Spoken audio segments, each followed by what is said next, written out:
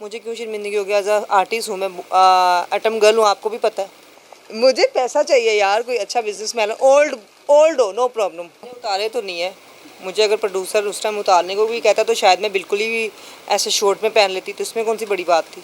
अभी जो मैंने करना है वो फिर उसका मतलब वो तो फिर आप लोग सारे भूल जाएंगे, सारी हदें पार करके करने लगी हूँ काम। तो क्या उस तब क्या करेंगे, तब आंखें देखें। मैंने तो अपने काम को मनवाना ना, वो दुबई मैंने घोड़े पे करने जाना है। मेरा एक ड्रेस है जो पीछे सारा तनियों से बंधा हुआ है, तो देखें मैंने तो अपने काम को मनवाना ना, वो दुबई मैंने घोड़े पे करने जाना है। मैंने आपको दिखाई भी थी लोकेशन, वो क्या लेवल था। लेकिन जो आपने मुझे वीडियो दिखाई है वो इससे भी गई गुजरी है, तो आप उसमें भी करेंगे? मैं कर लूँगी, नो प्रॉब्लम।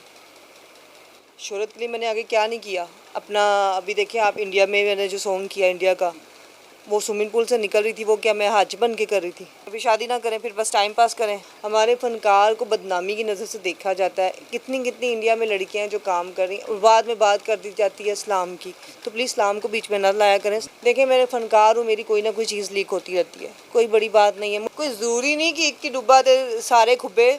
मेरी लंदन से भी आ रही प्रपोजिंग, मुझे हर जगह से आ रही है। क्या मैं लल्ली लुल्ली हूँ? मैं पाकिस्तान में मतलब काम तो आपको पता सारी उम्र कर रही हूँ। मेरे काम को लोगों के ना वो सर चढ़ के बोली हूँ मैं हमेशा।